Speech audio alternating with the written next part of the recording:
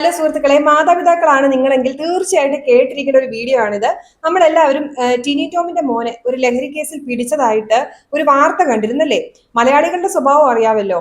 ആരാന്റെ അമ്മയ്ക്ക് ഭ്രാന്ത് പിടിച്ചാൽ കാണാൻ നല്ല ചേല എന്ന് പറഞ്ഞ പോലെ ഈ ടിനി എന്ന് പറയുന്ന വ്യക്തി അടുത്ത കാലത്ത് കുറെ വിവാദങ്ങളിലൊക്കെ പെട്ടതുകൊണ്ട് ആ വ്യക്തി എന്ന ഒരു അച്ഛനെ എത്രത്തോളം ക്രൂശിക്കാൻ പറ്റുമോ അത്രത്തോളം ഈ വാർത്ത വന്ന് ആ ഒരു പേജിന്റെ താഴെയൊക്കെ ക്രൂശിക്കുന്നതായിട്ട് കാണാൻ പറ്റുന്നുണ്ട്. സത്യാവസ്ഥ എന്താണെന്ന് നമ്മൾ മാതാപിതാക്കൾ അറിഞ്ഞിരിക്കണം. ഇപ്പൊ അടുത്ത് വന്ന വാർത്ത ഞാൻ പരിശോധിച്ചതിൽ നിന്ന് മനസ്സിലായത്, കൂടെ ഉണ്ടായിരുന്ന ഒരു കുട്ടി, ആ കുട്ടികൾ പോയ വഴിക്ക് കൂടെ ഉണ്ടായിരുന്ന ആ ഒരു സുഹൃത്തിന്റെ കയ്യിൽ ഇതിന്റെ ഒരു പാക്കറ്റ്, നമുക്ക് ആ പർട്ടിക്കുലർ സാധനത്തിന്റെ പേര് പറയാൻ യൂട്യൂബ് അനുവദിക്കുമോ എന്ന് എനിക്ക് അറിയില്ല. അതുകൊണ്ട് നമുക്ക് അതിനെ കുഞ്ചൂസ് എന്ന് വിളിക്കാം. കറക്റ്റ് പേര് വിളിച്ചു കഴിഞ്ഞാൽ ചിലപ്പോൾ എനിക്ക് എന്റെ ചാനലിൽ പ്രശ്നം വരും.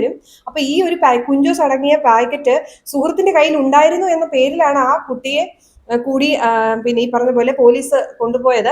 പക്ഷെ പിന്നീടുള്ള പരിശോധനയിൽ കുട്ടികൾ ഇത് അകത്തേക്ക് എടുത്തിട്ടില്ല എന്നാണ് കാണാൻ കഴിഞ്ഞത്. കയ്യിൽ വെച്ചു എന്നൊരു കേസാണ് വന്നിരിക്കുന്നത്. അപ്പൊ കൂടെയുള്ള കുട്ടി മറ്റു കുട്ടികളുടെ അറിവോട് കൂടിയാണോ ഇത് കയ്യിൽ കരുതിയിരുന്നതെന്നുള്ളതിൽ ഇനിയും വ്യക്തത വന്നിട്ടില്ല. അപ്പൊ ഇതുവരെയുള്ള വാർത്തകളിൽ നിന്ന് മനസ്സിലാക്കുന്നത് കുട്ടികളിൽ പെട്ടുപോയ രീതിയിലാണ് കാണാൻ പറ്റുന്നത്. അപ്പൊ ഈ സമാനമായ കേസുകൾ നമ്മുടെ മക്കൾ പോകുന്ന ഒരു ഗ്യാങ്ങിലും സംഭവിക്കാൻ ചാൻസ് ഉണ്ട്. അതിനെക്കുറിച്ചാണ് നിങ്ങളോട് പറയുന്നത്. ഞങ്ങളുടെ ബന്ധുവിന്റെ ഒരു കല്യാണത്തിന് കൊറോണ സമയത്ത് പൊറോട്ട വാങ്ങാനായിട്ട് കസിനായ ഒരു അകന്ന ബന്ധുവിന്റെ ബൈക്കിലിരുന്ന് എൻ്റെ ഒരു കസിന്റെ മോൻ പോയി. ആ കുട്ടി സത്യം പറഞ്ഞാൽ പൊറോട്ട വാങ്ങാനാണ് മറ്റേ ആളുടെ ബൈക്കിലിരുന്ന് പോയത്. പക്ഷെ ആ ബൈക്ക് ഓടിച്ചിരുന്ന കുട്ടി ഇങ്ങനെ ഒരു കേസിൽ പെട്ടിരുന്നു. ആ കുട്ടിയെ പോലീസ് നിരീക്ഷണത്തിലായിരുന്നു. പോലീസുകാർ ആ കുട്ടിയുടെ പുറകെ ഫോളോ ചെയ്ത് വരുന്ന കണ്ട് കുട്ടി സ്പീഡിൽ ബൈക്ക് ഓടിച്ചു. അതുപോലെ തന്നെ പുറകെ ഇരുന്ന കുട്ടി എന്താ സംഭവിക്കുന്നതെന്ന് അറിയാതെ ഇരുന്നു. പക്ഷെ വഴിയിൽ വെച്ച് പോലീസ് പിടിക്കുമ്പം ഈ പുറകിലിരുന്ന കുട്ടി നിരപരാധിയാണെന്നുള്ള പോലീസുകാർക്ക് മനസ്സിലാകുകയും അവർ നല്ല വ്യക്തികളായതുകൊണ്ട് കുട്ടിയെ ഈ പറയുന്ന പുറകിലിരുന്ന കുട്ടി ഇന്ന പോലെ ഒരു ഫംഗ്ഷൻ നടക്കുകയാണെന്നും അവിടെ പൊറോട്ട തീർന്നു പോയത് കൊണ്ട് വാങ്ങാൻ വന്നതാണെന്നും ഉള്ളത് മനസ്സിലായത് കൊണ്ട് ഈ പോലീസുകാർ നല്ലവരായിട്ട് വെറുതെ വിട്ടു. പക്ഷെ ഇൻ കേസ് ഒരു സംശയത്തിന്റെ പേരിൽ ഈ കുഞ്ഞിനെയും അതിന്റെ പിന്നെ ആ ഒരു കേസിൽ ഉൾപ്പെടുത്തിയിരുന്നെങ്കിൽ അത്രയും കാലം നല്ല രീതിയിൽ വളർത്തിയ പേരൻസിനും നിരപരാധിയായ കുട്ടിക്കും എന്ന് ചീത്തപ്പേരായേനെ. അപ്പോൾ നമ്മുടെ ഈ നാട്ടിൽ ഇപ്പോൾ സംഭവിക്കുന്നത് എന്താ വെച്ചാൽ, ഒരാളോട് വൈരാഗ്യം ഉണ്ടെങ്കിൽ ഇങ്ങനെ ഒരു പാക്കറ്റ് കൊണ്ട് വേണമെങ്കിൽ വെക്കാം. ഇപ്പൊ ടിനി ടോമിന്റെ മോൻ നിരപരാധിയാണോ അല്ലയോ എന്നുള്ളതിൽ പൂർണ്ണമായ വ്യക്തത വന്നിട്ടില്ല. പക്ഷെ ഞാൻ പറയുന്നത്, ഇത് ഭാവിയിൽ ഒരു ആയുധമായിട്ടൊക്കെ വരാം. ഇല്ല, നമ്മുടെ കുഞ്ഞുങ്ങളുടെ ഗ്യാങ്ങിൽ ഒരാള് ഇപ്പൊ അവർ ഒരുമിച്ചൊരു ടൂറിന് പോകുമ്പം കൂട്ടത്തിൽ ഒരാൾക്ക് ഒരു അബദ്ധം തോന്നുക, അല്ലെങ്കിൽ കൂട്ടുകാരന്റെ കൂട്ടുകാരൻ അല്ലെ കൂട്ടുകാരന്റെ കസിൻ പരിചയക്കാർ, ഇപ്പൊ ആൺകുട്ടികളാണ് അങ്ങനെയാണല്ലേ, അവർ കൂട്ടുകൂടുന്നതെന്ന് പറഞ്ഞാൽ പെൺപിള്ളേർ കൂട്ടുകൂടുന്ന പോലല്ല. പെട്ടെന്ന് കമ്പനിയാവും ആൾക്കാരുമായിട്ട്. ചിലപ്പോൾ കൂട്ടുകാരന്റെ കൂട്ടുകാരനായിരിക്കാം, കൂട്ടുകാരന്റെ ചേട്ടന്റെ കൂട്ടുകാരനായിരിക്കാം. അപ്പോൾ വഴിയിൽ ഒരു ലിഫ്റ്റ് ഒക്കെ കൊടുക്കുമ്പോൾ പിള്ളേർ കയറും. പക്ഷെ ഈ ഓടിക്കുന്ന ആളുടെ കയ്യിൽ അല്ലെങ്കിൽ ആ വാഹനത്തിൽ ഇങ്ങനെ ഒരു സാധനം ഇരിപ്പുണ്ടോ ഇല്ലയോ എന്നുള്ള കുഞ്ഞുങ്ങൾക്ക് അറിയത്തില്ല.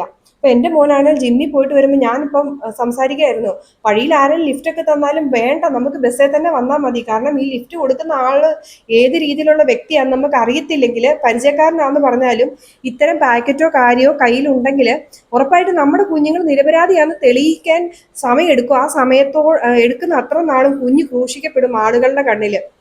ഇപ്പൊ ലഹരി കേസുകളിൽ പെടുന്ന കുട്ടികളിൽ എത്ര പേര് നിരപരാധികളുണ്ട്, ആരെങ്കിലും പെടുത്തിയതാണോ ഒന്നും നമുക്കറിയില്ല. അപ്പൊ നമ്മൾ ഇനി എന്താ ചെയ്യേണ്ടതെന്ന് വെച്ചാൽ, നമ്മുടെ കുഞ്ഞുങ്ങൾ പുതിയ ഹോസ്റ്റലിലേക്കും പുതിയ ആളുകളുമായിട്ട് പരിചയപ്പെടുമ്പോൾ ആരെങ്കിലും ഇങ്ങനെ ഒരു സിറ്റുവേഷനിൽ പെട്ടുപോയാൽ കുഞ്ഞുങ്ങൾക്ക് മാനസികമായ പൂർണ്ണ പിന്തുണ കൊടുക്കുകയും അവരെ നേർവഴിയിലേക്ക് കൊണ്ടുവരാൻ നമ്മൾ പേരൻസ് ആണ് ഏറ്റവും കൂടുതൽ മുൻഗണന എടുക്കേണ്ടത്. കാരണം ബന്ധുക്കളും നാട്ടുകാരും എല്ലാ കാലവും അവർക്ക് പറ്റിയ ഒരു കുഞ്ഞു കാര്യത്തിന്റെ പേരിൽ എല്ലാ കാലം അവരെ ക്രൂശിക്കും.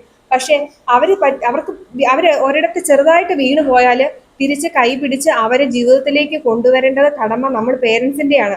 നമ്മുടെ കുഞ്ഞുങ്ങൾ ജയിച്ച് ട്രോഫിയുമായിട്ട് സമ്മാനവുമായിട്ട് വരുമ്പോൾ മാത്രം അവരെ കൈപിടിച്ച് നമ്മൾ കൊണ്ടുവന്ന പുരയിലൊന്ന് പെടുത്തി അല്ലെങ്കിൽ പെട്ടുപോയെങ്കിൽ അവര് സമാധാനം പറഞ്ഞ് നമ്മളെ തിരിച്ച് ജീവിതത്തിലേക്ക് കൊണ്ടുവരിക ചെയ്യേണ്ടത്. അല്ലാതെ അവരെ സമൂഹത്തിന്റെ മുന്നിൽ ഒറ്റപ്പെടുത്തി നമ്മുടെ സ്റ്റാറ്റസിന്റെ കാര്യവും പറഞ്ഞ് അവരെ വീണ്ടും പ്രശ്നങ്ങളിലേക്ക് വിട്ട് വീണ്ടും അവർ ഒരുപാട് വലിയ വലിയ തെറ്റായ ഗ്യാങ്ങിലേക്ക് പോകാൻ ഉള്ള അവസരം ഉണ്ടാക്കി കൊടുക്കില്ല. നമ്മൾ എത്ര സൂക്ഷിച്ച് നട്ട് നനച്ച് വളർത്തിയാലും ഒരു കന്നുകാലി ആ മുറിയിൽ പൊളിച്ചു വന്ന് നമ്മുടെ കള നശിപ്പിച്ചാലും ആ കളയുടെ ഒരു വേരെങ്കിലും ഉണ്ടെങ്കിൽ അത് വെള്ളം ഒഴിച്ചു കൊടുത്ത് വീണ്ടും വളർത്തിയെടുക്കാനുള്ള ഒരു മനസ്സിൽ നമ്മൾ പേരൻസിനുണ്ടാവണം.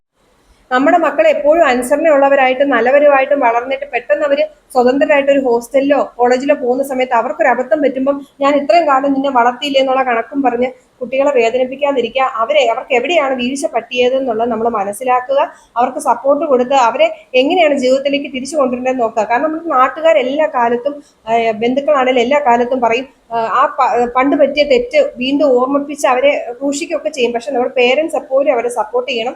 സാരമില്ല, പറ്റിയത് പറ്റി, ഇനി പോകരുതെന്നുള്ള രീതിയിൽ അവർക്ക് നല്ല സപ്പോർട്ട് കൊടുക്കണം. നിന്റെ ദൂഷ്യവശങ്ങൾ കുട്ടികൾക്ക് പറഞ്ഞ് മനസ്സിലാക്കി കൊടുക്കണം. കൂട്ടുകെട്ടുകൾ തിരഞ്ഞെടുക്കുമ്പോൾ ചെയ്യേണ്ട കാര്യങ്ങൾ എന്താണെന്ന് കുഞ്ഞുങ്ങൾക്ക് ബോധവൽക്കരണം കൊടുക്കണം. പരിചയമില്ലാത്തവരുടെ കാറുകളിലോ വാഹനങ്ങളിലോ കയറുമ്പോൾ എടുക്കേണ്ട മുൻകരുതലുകൾ പറഞ്ഞു കൊടുക്കണം കുഞ്ഞുങ്ങൾക്ക്. കാരണം അവർ കയറുന്ന വാഹനം, എനിക്കിപ്പോൾ അതാണ് ശരിക്കും പേടി. കുഞ്ഞുങ്ങൾ ഈ നിഷ്കളങ്കരായ മക്കള് ഏതെങ്കിലും പരിചയക്കാരുടെ വാഹനത്തിൽ കയറുമ്പോഴായിരിക്കും ആ വാഹന പരിശോധന നടക്കുന്നതും പിടിക്കുന്നത്. അപ്പോൾ വാഹനത്തിൽ ഇരിക്കുന്ന മുഴുവൻ ആൾക്കാരെയും കുറ്റവാളിയാക്കുന്ന ഒരു നിയമമാണ് നമുക്കുള്ളത്.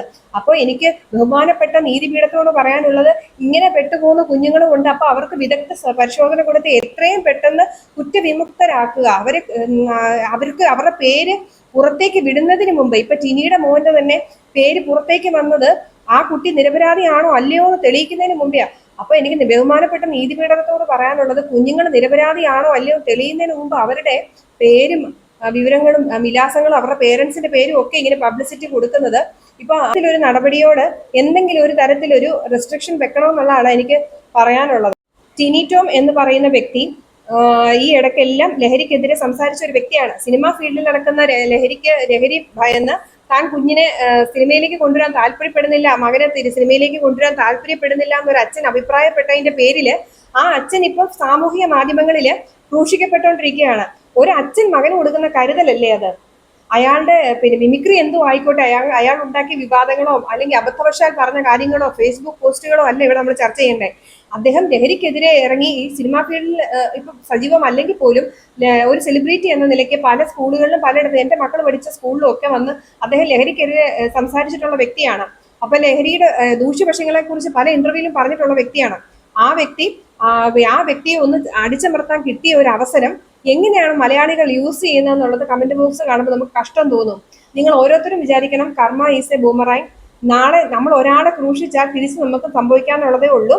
ഇപ്പൊ ടീനേജേഴ്സ് ആയിട്ടുള്ള കുട്ടികളോട് എനിക്ക് പറയാനുള്ളത്, നിങ്ങൾ സ്കൂളിലാണെങ്കിലും നിങ്ങളുടെ ജിമ്മിൽ പോകുമ്പോഴാണെങ്കിലും നിങ്ങൾ സ്പോർട്സിൽ പോകുമ്പോഴാണെങ്കിലും അവിടെയുള്ള നിങ്ങളുടെ കൂട്ടുകാരുടെ സ്വഭാവം ഒന്ന് തിരിച്ചറിയുക. അവരത്തരക്കാരാണെങ്കിൽ കഴിവതും നിങ്ങളൊരു ഡിസ്റ്റൻസ് കീപ്പ് ചെയ്യുക, അവരുമായിട്ടുള്ള യാത്രകൾ ഒഴിവാക്കുക.